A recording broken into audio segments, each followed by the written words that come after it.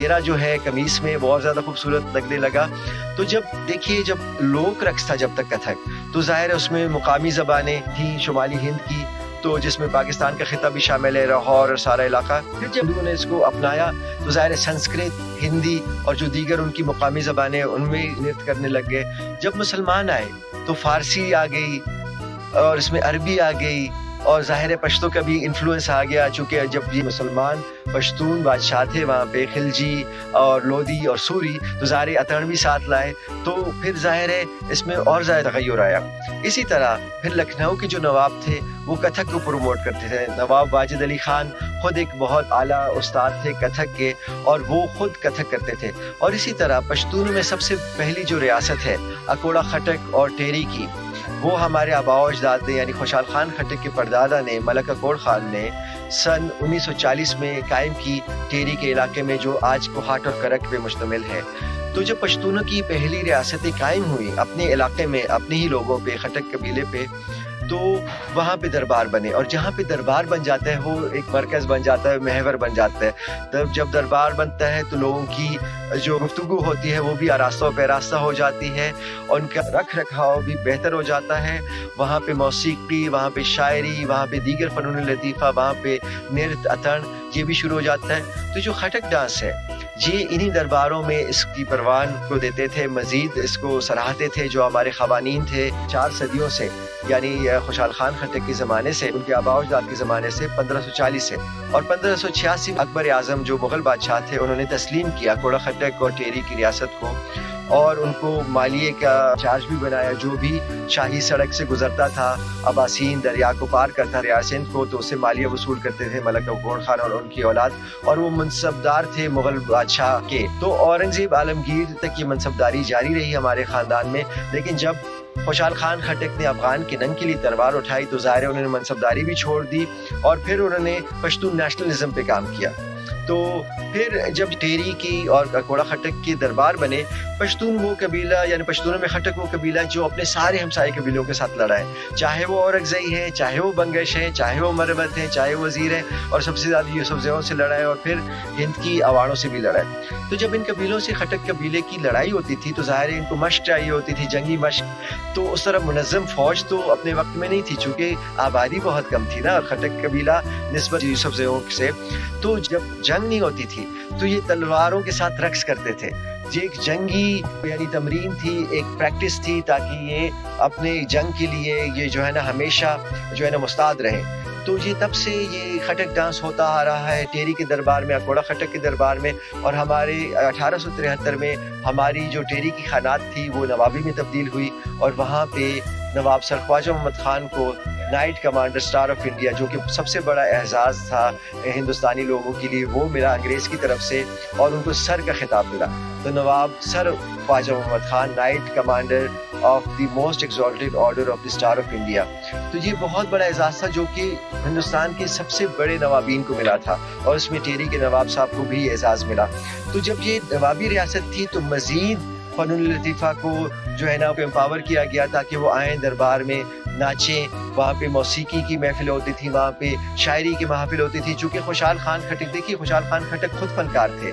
جو شاعر ہوتا ہے وہ سب سے بڑا فنکار ہوتا ہے، چونکہ وہ الفاظ کے ساتھ کھیلتا ہے، الفاظ کا رقص کرتا ہے۔ اسی طرح پھر ہمارے عبدالقادر خان خٹک ایک بہت بڑے شاعر، اور بہت سے آپ کو ملیں گے ہمارے خٹک قبیلے میں قوانین میں شاعر۔ اور پھر ہمارے نوابزادہ صبح صادق خان جو کہ پشاور ٹی وی سے اور پشاور ریڈیو سے بہت مشہور تھے، سن 90 میں ان کا انتقال ہوا۔ تو اس طرح کی محافل ہوتی تھی جہاں پہ یعنی یہ درسی محافل تھی، یہ ان میں لوگ سیکھتے تھے، یہ پلیٹ فارمز تھے، انسٹیٹیوشنز تھے جہاں پہ لوگ بہت سی چیزیں سیکھتے تھے۔ تو جہاں پہ خٹک ڈانس کو بھی پروموٹ کیا جاتا، آج اگر خٹک ڈانس پاکستان کا قومی رقص ہے، نیشنل ڈانس ہے، تو وہ انہی خانی نوابی کی وجہ سے ہے، چونکہ پیٹرنائزنگ کرتے تھے۔ آج پاکستان میں رقص کو سرکاری سطح پہ کوئی پیٹرنیج نہیں حاصل کہیں پہ بھی۔ تو سن 56 تک جب یہ نوابی تھی تو نواب پیٹرنائز کرتے تھے، اور آج میں نے کورونا کے دنوں میں टेरी नवाब दरबार बनाया। चूँकि मैं खुद रक्स मैंने सीखा है और मैं सिखाता हूँ, तो कोरोना के दिनों में मैं फिर नहीं सिखा सकता था, चूँकि लोग घर नहीं आ सकते थे रक्स सीखने के लिए। फिर मैंने ऑनलाइन जूम के ज़रिए रक्स सिखाना शुरू किया और टेरी नवाब दरबार यानी कि अपने दादा हुजूर के नाम पे मैंने इस इदारे का नाम रखा, ताकि उनकी लेगेसी को मैं मज़ीद आगे लेकर चल सकूं। जिस तरह उन्होंने फ़नून लतीफ़ा को फ़रोग़ दिया, इस तरह मैं भी दे सकूं।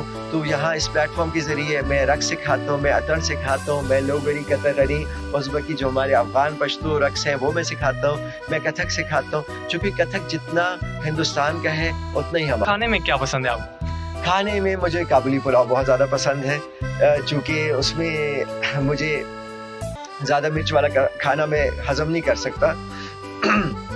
अभी भी शायद मिर्चें लग रही हैं, तो लेकिन ये है कि मुझे काबुली खाने उनकी जो ग़ज़ा है वो मुझे बहुत पसंद है। इसके अलावा मुझे जो है ना मतलब मशरूबात बहुत पसंद है। और टोटल कितनी ज़बानें आपको आती हैं? देखिए, जब खुशहाल खान खटक की बात भी पूछते हैं तो ज़ाहिर है पश्तो, अपनी खटक पश्तो मुझे आती है, और घर में तो हम पश्तो ही बोलते हैं, पश्तो के अलावा कुछ नहीं बोलते। फिर स्कूल में ज़ाहिर है मैं बीकन हाउस का पढ़ा हूँ, सन 86 में हम कुहाड़ से आ गए थे और यहाँ पे मैं बीकन हाउस से पढ़ा हूँ। और यहाँ पे ओ लेवल ए लेवल करने के बाद मैंने कॉमसेट इस्लामाबाद से BBA MBA किया। इसी दौरान मुझे फ़ारसी से बहुत गहरा लगाव हुआ और फ़ारसी मैंने सीखी, अफ़गान दरी मैंने सीखी, संस्कृत से मुझे लगाव है, हिंदी से लगाव है, चूँकि हिंदुस्तानी फ़िल्में देख के बड़े हुए हैं। और इसके अलावा मलेशिया में 2 दफ़ा गया हूँ, 2 महीने रह के आया हूँ। वहाँ पे हमारे बुनेरी भाई बहुत ज़्यादा हैं, स्वाद बुनेर के लोग पठान जो हैं, तो वहाँ पे चूँकि रहा, बहुत सैर की मैंने, हर तरफ परफॉर्म भी किया, KL में, कोलालमपुर में और इसके अलावा पिनांग में। तो वहाँ पे मलेशियन जो ज़बान है, माले जावी जो जिसको कहें, या जो सुमाट्रा की ज़बान है, वो मैंने वहाँ पे थोड़ी बहुत सीखी। तो आज भी कोई मलेशियन जब मिलता है, चाहे बुनेरी हो चाहे वो खुद मलेशियन हो, तो उनके साथ थोड़ा बहुत लेता हूँ। असल में जब आप ज़बान में किसी की ज़बान में बात करते हैं तो लोगों का दिल मोम हो जाता है। ज़बानों के ज़रिए आप लोगों के दिल जीत सकते हैं, और उनका पोशाक पहन के। ये पोशाक जो है ये अफ़गानिस्तान बल्ख तक महदूद नहीं है, ये लिबास तुर्की का भी है, ये हमारे अफ़गानिस्तान का भी है। चूँकि ये मौलाना रूमी इन चीज़ों से बालातर थे, वो पैदा बल्ख में हुए, मज़ार शरीफ के करीब, मगर वो एक इन सब से बालातर है। क्योंकि जब सूफी आप होते हैं तो आप सारी चीज़ों से बालातर हो जाते हैं, सारी मनफी चीज़ों से बालातर होते हैं, और आप प्यार ही प्यार होते हैं, मोहब्बत ही मोहब्बत होते हैं। नई जनरेशन के लिए कोई अच्छा सा पैगाम अगर आप देना चाहें? नई जनरेशन के लिए ये पैगाम है कि ज़रूर पढ़ें, मगरिबी तालीम ज़रूर हासिल करें, लेकिन अपनी सकाफ़त को मत भुलाएं। अपनी शलवार कमीज़ को, अपनी धोती को, अपनी तहमत को, अपनी पगड़ी, शमला और जो लुंगी है इसको मत भूलें। जो दस्तार है वो हमारी पहचान है। अगर हम औरतों को कहते हैं कि वो दुपट्टा ओढ़ें, तो हमारे बतौर मर्द होने हमारा भी फ़र्ज़ बनता है कि हम भी दस्तार पहने, टोपी पहने, चूँकि ये अदब का मुकाम है, टोपी पहनना, दस्तार पहनना, और ये हमारी सकाफ़त का हिस्सा है। मेरी पहचान है दस्तार, मेरी पहचान है रोमी टोपी, मेरी पहचान है ये लिबास। तो अपना लिबास पहने, अपनी ज़बानें बोलें, चाहे वो पश्तो हो, हिंद को हो, बंगाली हो, दरी हो, फ़ारसी हो। अपनी ज़बानों में जो लुत्फ़ है अपने दादा नाना नानियों से अपनी ज़बान में बोलें। उर्दू भी सीखें, फ़ारसी भी सीखें, मगर अपनी मादरी ज़बान ना बोलें। और अपने गाने सुने, अपने खाने खाएं, मगरिब जाएं, तालीम हासिल करें, वापस आए, अपने मुल्क में अपने लोगों की खिदमत करें। अपने लोगों की अगर मैं खिदमत नहीं करूँगा, अमेरिका से कोई उठ के नहीं आएगा, विलायत से कोई उठ के नहीं आएगा।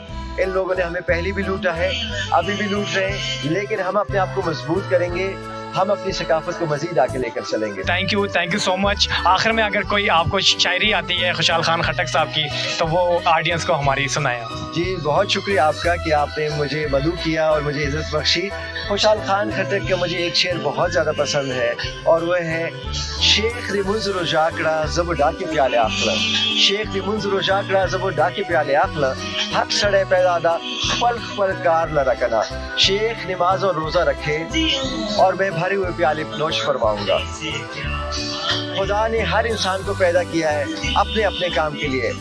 मुझे खुदा ने पैदा किया रक्स के लिए, शायर को खुदा ने पैदा किया शायरी के लिए, और हमें चाहिए कि हम खुदा को हाजिर नाजिर जान के खुदा की हम्दो सना में शायरी भी करें, खुदा की हम्दो सना में हम रक्सा भी हों, और अपने दीन ईमान को भी ना भूलें, इस्लाम भी ना भूलें, और ज़िंदा रहें خود بھی زندہ رہیں, باقیوں کو بھی زندہ رہنے دیں, خود بھی رقص کریں, باقیوں کو بھی رقص کرنے دیں. آپ کا بہت شکریہ سر, تھینک یو سو مچ. ناظرین مجھے دیجیے اجازت, پھر ملیں گے ایک نئے پلیس کے اوپر, تب تک کے لیے اللہ حافظ.